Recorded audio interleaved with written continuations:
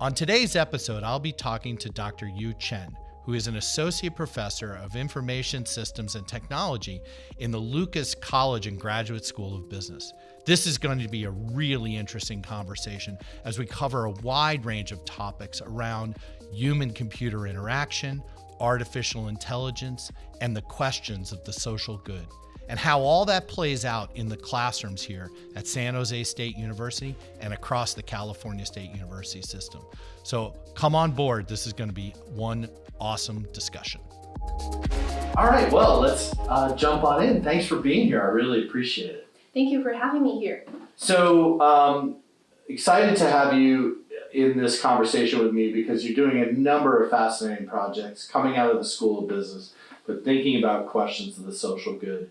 I want to kind of start, though, with a little bit of how you got interested in the kinds of things you've got interested in and your own academic journey, right? From China to Europe to here, and just get a sense of, what got you excited about the kinds of topics you've gotten excited in and how you've kind of evolved over time in relation to those. Yeah, sure. Maybe just a little bit background of my academic journey. So basically, I did my undergrad in information security in China, and that time I got interested in my dad's Nokia N73 phone. And when I talk about that phone to students, they never heard about it because it's a little bit old, but that got me fascinated because this is the first time I saw a phone that can not only take phone calls, but also take photos and play music. I know it's before iPhone. Yeah. And that made me fascinated about, what is the hometown of this brand? And then I got to Finland and Norway for my master's studies. And during my internship, while doing the master's degree, I was working actually at Nokia, where I got to know, technology is not just about technical components. There's a huge human factors in that. And that motivated me to do my PhD in human-computer interaction when I got to know how to design anything, not only technology, but also curriculum and everything with user-centered. So that's where I have a kind of design thinking or user experience mind in mind before I joined San Jose State. Well, I spent a couple of years at UC Irvine, continued doing research in human-computer interaction and a little bit HCI, AI, etc. All right, and that's before I came to San Jose State. And I have to say there is so much I feel grateful for the resources at San Jose State. And the journey I got interested in AI was actually the second month when I was here, the third month, maybe the first semester. I was introduced by one of our colleagues, Larry G., who introduced me to the IBM Call for Code. And this is an international competition that's designed to encourage coders, programmers worldwide to use IBM technology to create prototypes for social purposes. And I was there for the final award ceremony where we see how developers from all over the world are creating systems for hurricane, for earthquakes, and wildfire. And I just feel this is so cool. We can do that at SJSU as well. So that's the start of the story. That's awesome. So when you think, I think human-computer interaction is so important because we're extending ourselves every day in relation to them. When you first got into that, what were kind of your foci? What were you looking at? What questions were you asking around human-computer interaction? Yeah, the first thing I was always curious is, because I came from a computer science background from undergraduates, and the main focus is how we can develop a system that's useful from a developer side. And then once I did this internship at Nokia, I realized users might not care that much about what functionality you have, but more of what you can offer to them, what they can benefit from this service or offering or technology. So the first question is, can we design with users in mind? And that extends later to when I started teaching at San Jose State. How can I design curriculum with students in mind, especially who the students are, their background, their cultural background, and their diversity in their discipline, etc.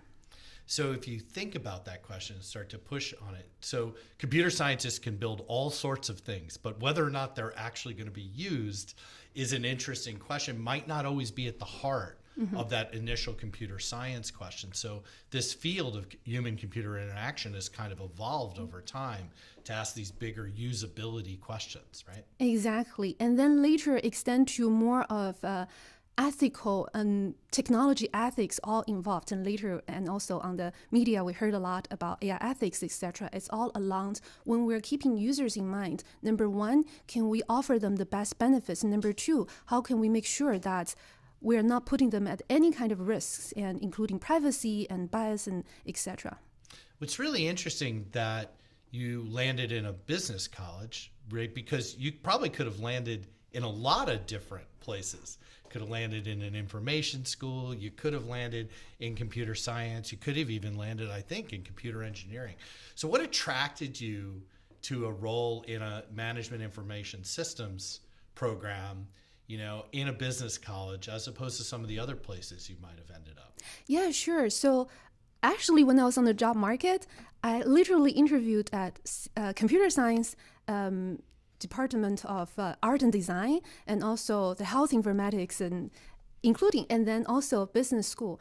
And to be honest, I think the most important reason is the collegial atmosphere I feel at our department, and that's the major reason, I have to say.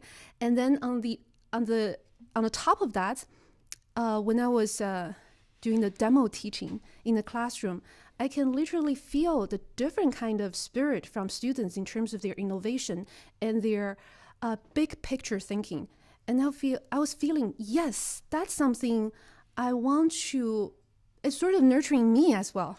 So those are the major two reasons I ended up choosing San Jose State, especially School of Information System Technology at College of Business. That's really fantastic. And I know that accreditors in business, they actually look at what is the social impact of the programs and things like that. So I imagine that was also a driving force in this. How given your interest in human-computer interaction, its usability, its value, the ethical questions, that social good comes out of that question, does it not? Yeah, definitely. And that's exactly for business students. I think there are two components that are keep in mind in the teaching components. Number one is I'm hoping to teach them or empower them to learn some of the technology which are needed, especially in the Silicon Valley. And the other components is business students. They are trained to be the leaders and innovators for the business and the society. So that's where I started to think, oh, this is a really good marriage of how we can design something that can marry this together. Yeah, that's really great. When you think about, I want to shift gears a little bit. When you think about artificial intelligence, so I've been writing about this and I've been talking about it. So I don't think it's either artificial or intelligent yet, but we use the word a lot. To you, what do you think it really means? And where are we in the context of artificial intelligence? Yeah, so for me, artificial intelligence is emulating human senses and also the cognitive processes. And for example, we're thinking about human senses. Human can see and humans can hear. And before artificial intelligence, the computers will not be able to see a picture, because for computers, the picture is just a bunch of pixels, and for the audio, it's just a lot of digital processing and digits there.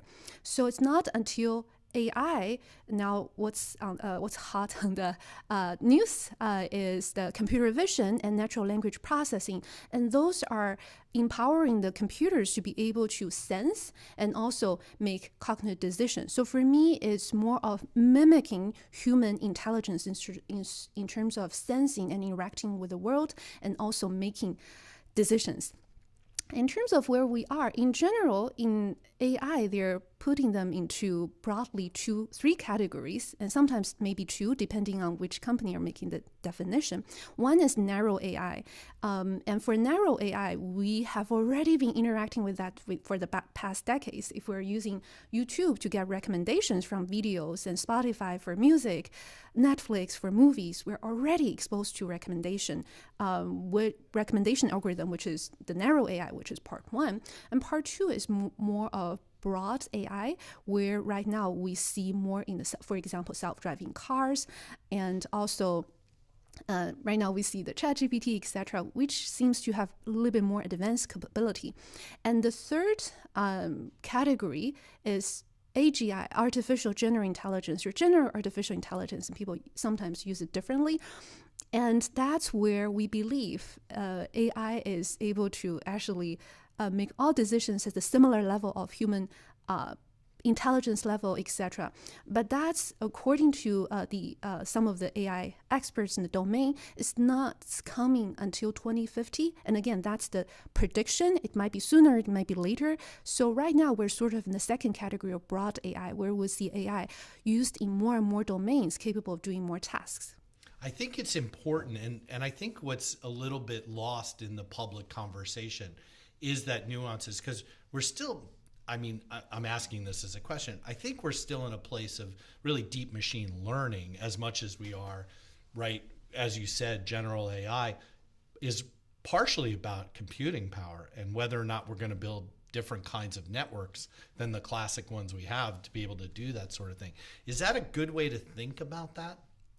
In terms of the direction where we are. Well, and even how we teach about it, because I think we use the terminology, and I imagine when you teach, you differentiate these types of quote unquote artificial from narrow to broad to general, right?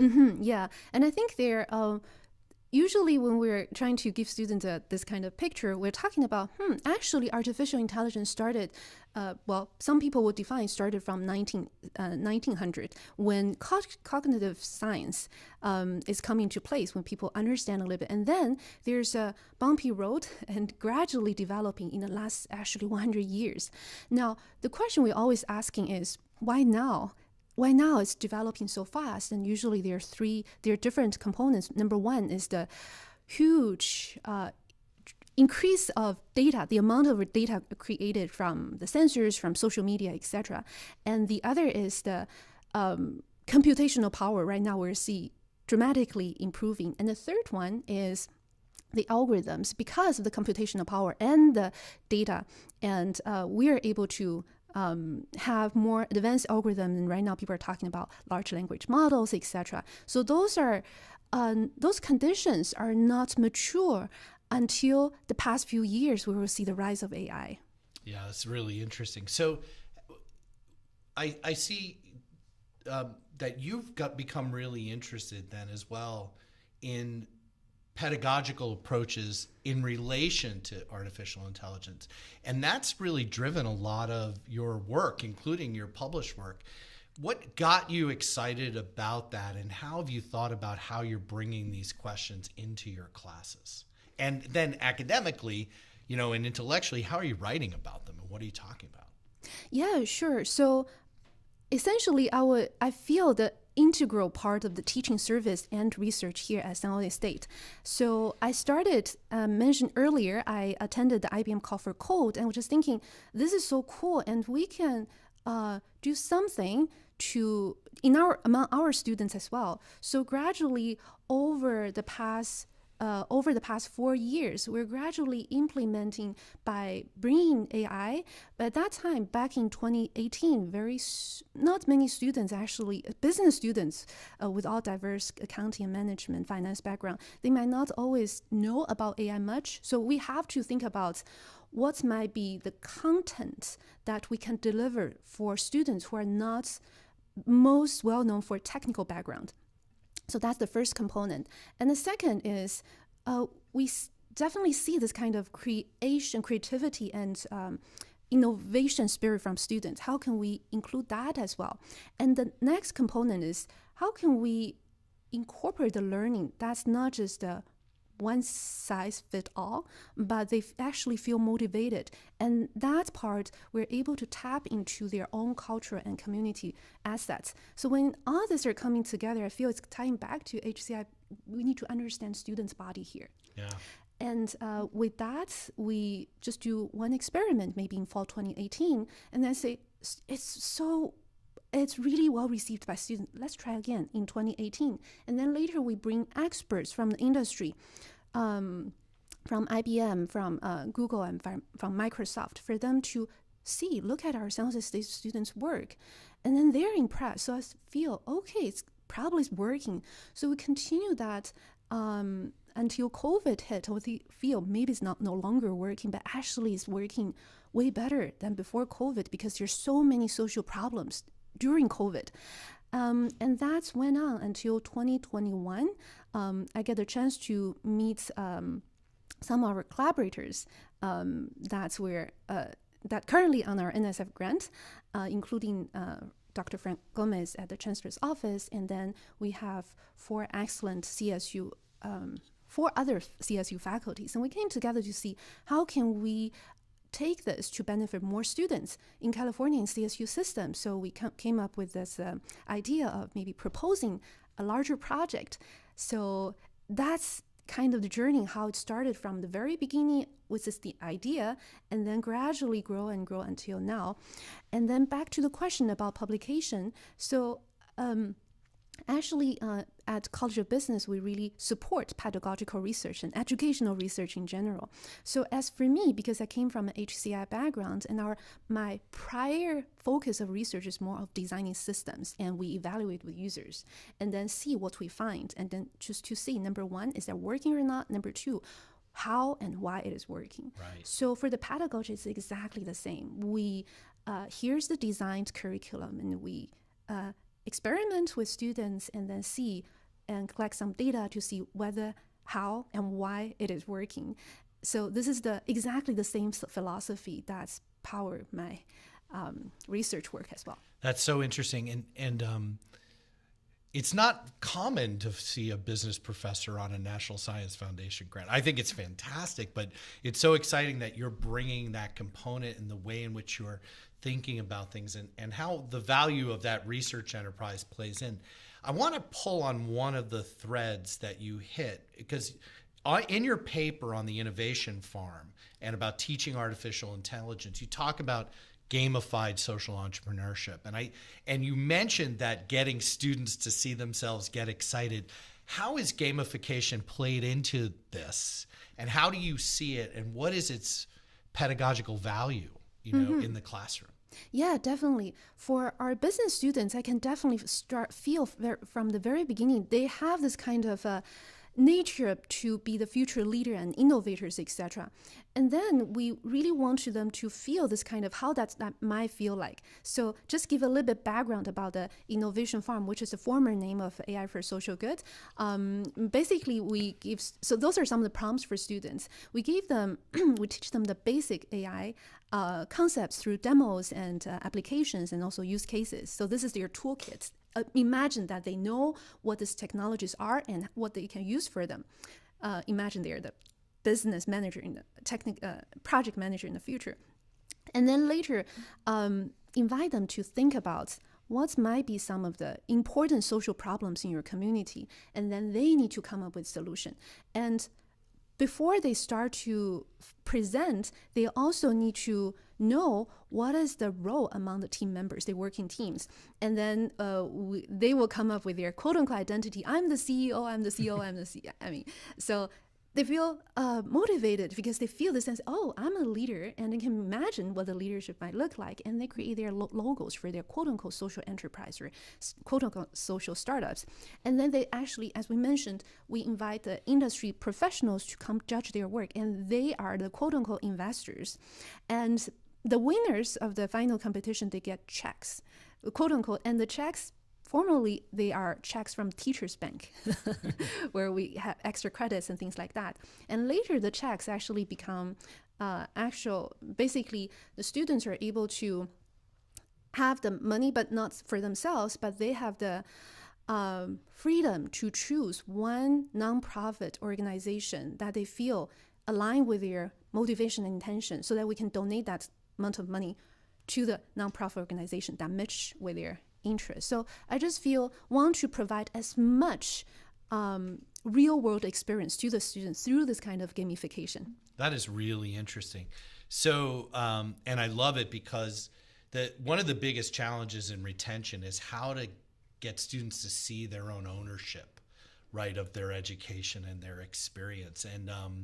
And I have a colleague at Michigan, Barry Fishman. I don't know if you've ever seen his work. He works at the intersection of information science and education. And he built a platform called Gradecraft. And he said, gamification is important, but it's not always intended to be fun, right? It's intended to be work. But by developing your role and thinking about how you get ownership of that learning, you become invested in it. I think that's a lot of what you're seeing in the classes as they've evolved. Yes, definitely, because they have a lot of freedom. That's the anatomy we want to introduce, including we encourage them to choose their own topic, and number two, come up with their own solution. And I think that another important part of their ownership part is we encourage them to bring their cultural assets and their community problems. So that's another motivation for students as well. Yeah, that's fantastic, because I think that's where higher ed needs to be going, right? In order to really take our amazing, bright, thoughtful, engaging, and students who come from these very diverse backgrounds, don't always have family who have an experience in college, and give them an opportunity to own that. Is that then, so the scale of this now is with a number of universities through the research project, but this AI for social good project. Can you tell me a little bit more about what AI for the social good means, and how the platform you're building is meant to try to scale some of this work? Yeah, so for me, AI for social good, meaning using AI as an application or tool to empower and address some of the most important social problems that can be locally or globally. And in particular, in this project right now, we are trying to align with the United Nations Sustainable Development Goals, where students, they're able to choose one of the goals among the UN SDGs and see how that's manifested in their own community and address problems. And starting from 2022, when we fortunately get the funding from National Science Foundation, we started to go beyond SJSU. And right now, it has been implemented beyond SJSU, two other universities, CSU San Bernardino and Cal Poly Pomona, and actually two different domains. One is CS from San Bernardino, and the other is geography from Pomona. I didn't actually know that. I'm a geographer by I know. training. I actually I knew it was at Pomona, but I hadn't realized it was in geography. I imagine around geographic information science sorts of questions. Yeah, that's cool. Yes, exactly. So when we're trying to propose that, we didn't know how that might look like when that goes to different disciplines.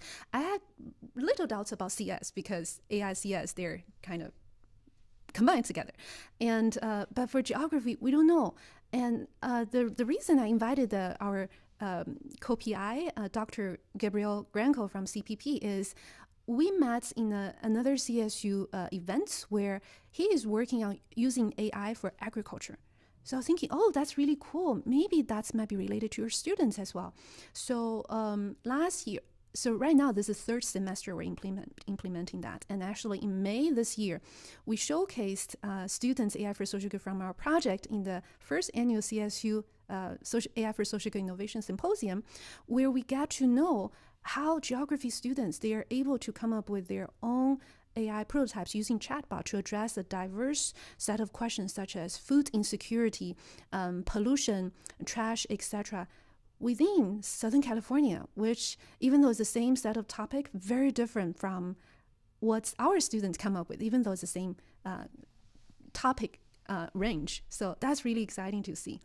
Yeah, this is one of the moments where you see the power of the California State University as a system, that you get to work with collaborators across.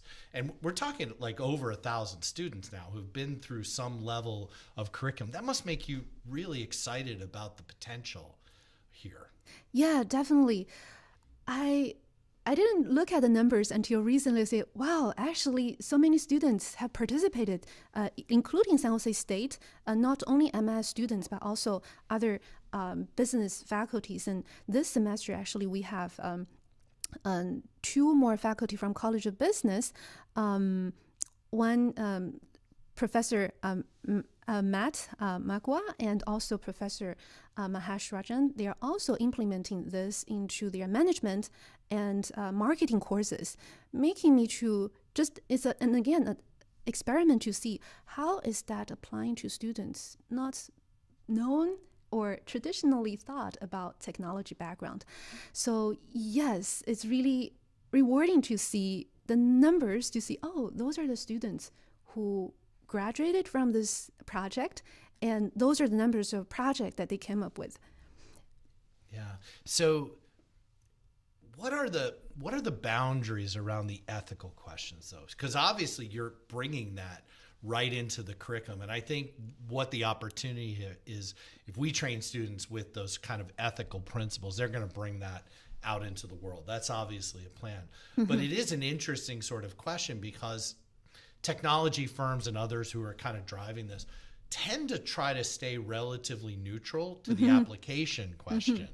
But it does seem central to our kind of future as humans and to the planet and sustainability that we address these ethical questions. So how do you bring them into this curriculum tied to this question of what is the social good? Yeah, I think that I really love that question, and maybe I'll approach that question from two aspects. Number one is the standard way we're bringing AI ethics into the classroom. Basically, there are different approach that we're experimenting. Number one is a standard lecture style, teaching students what does it mean by data bias and how does that manifest in AI related applications.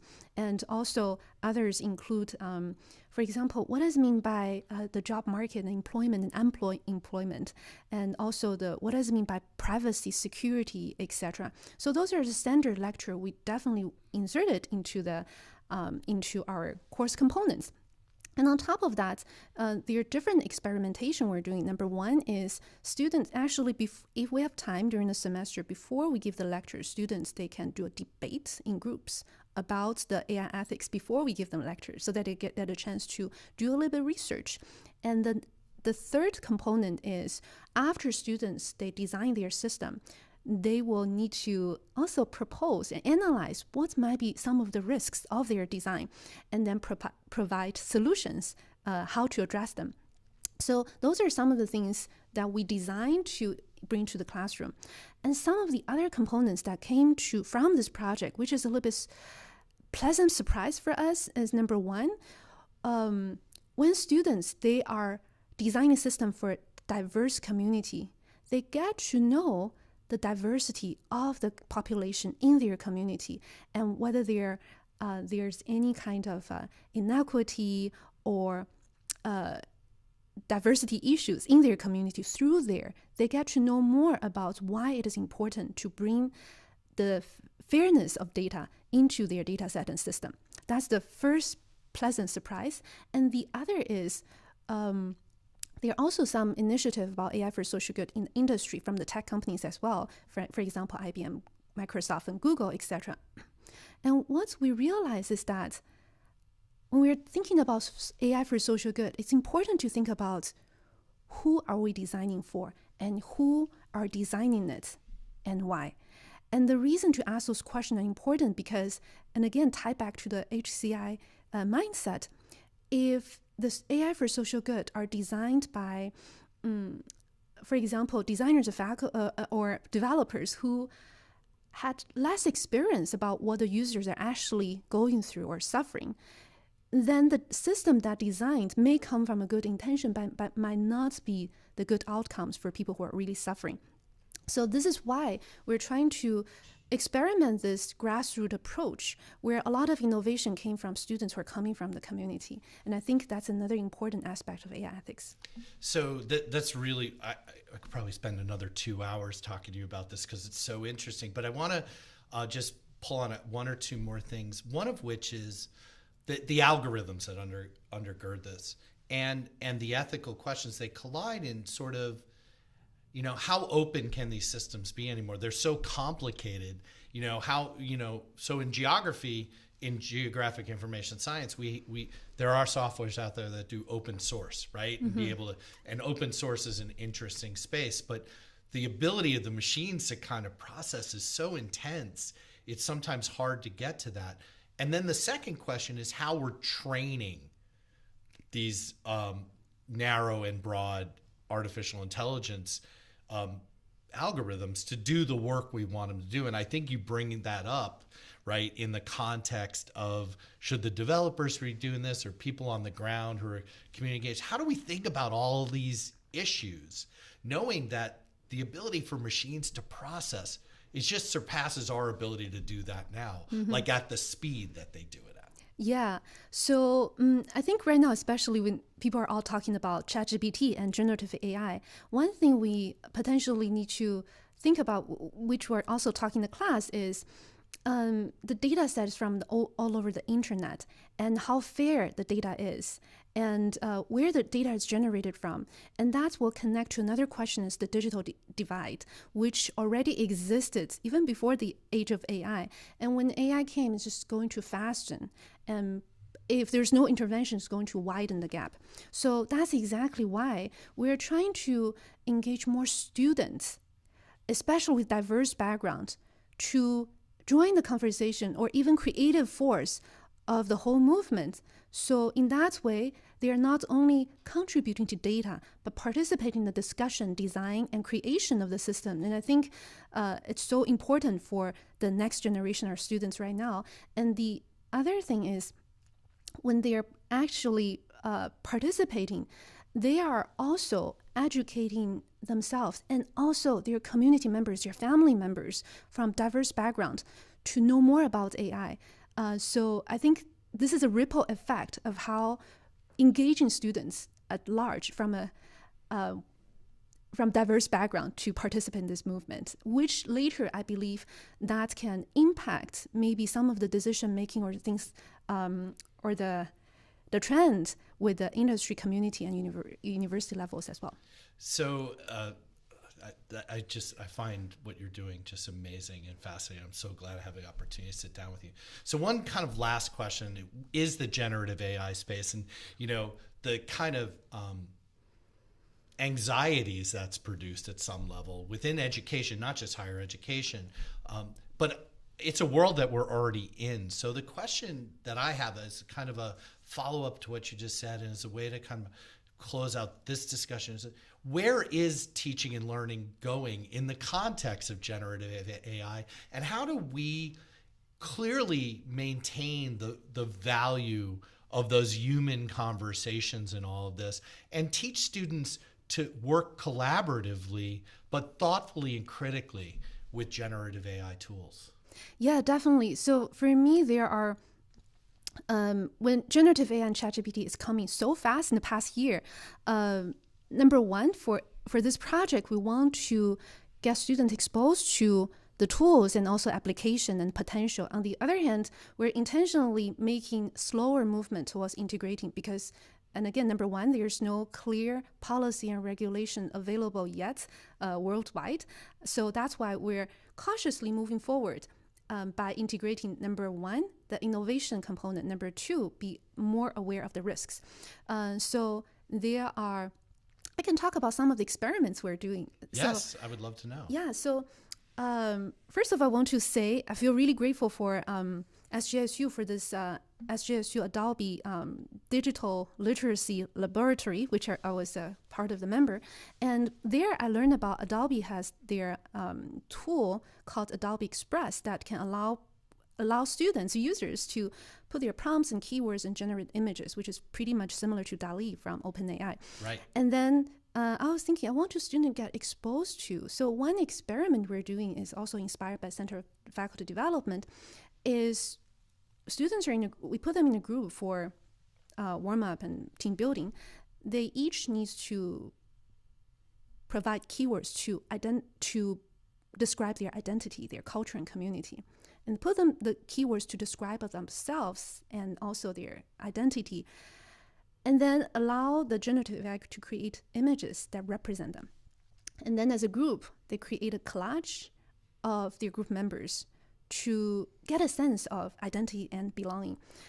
And after that, so there are multiple purposes. Number one is they use the generative AI. Number two, they bring this kind of social and community aspect into that. And number three, they need students after that, they will right? A little bit reflection. How do you evaluate this tool? Is it working? Is it not working? Are there any concerns? So this is one of the mini experiment we're bringing to students in this class. And then talking about the broader sense, right now we're approaching very cautiously because a lot of the students are building their chatbots.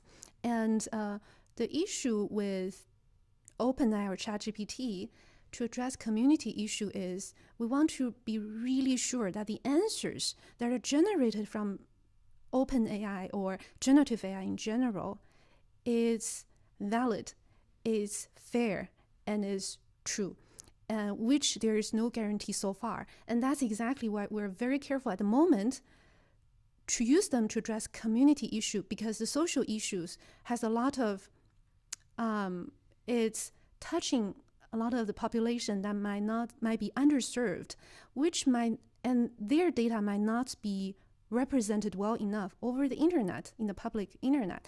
So that's why we're approaching very cautiously.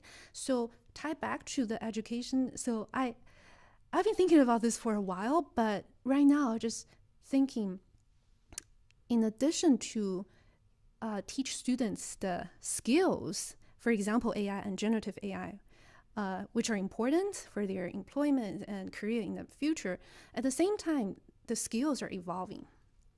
And it's also very, very important, even more important, to teach students, figure out innovative ways to engage students to touch the human aspect more, including their critical thinking, their innovative spirit, and also the empathy and leadership, etc.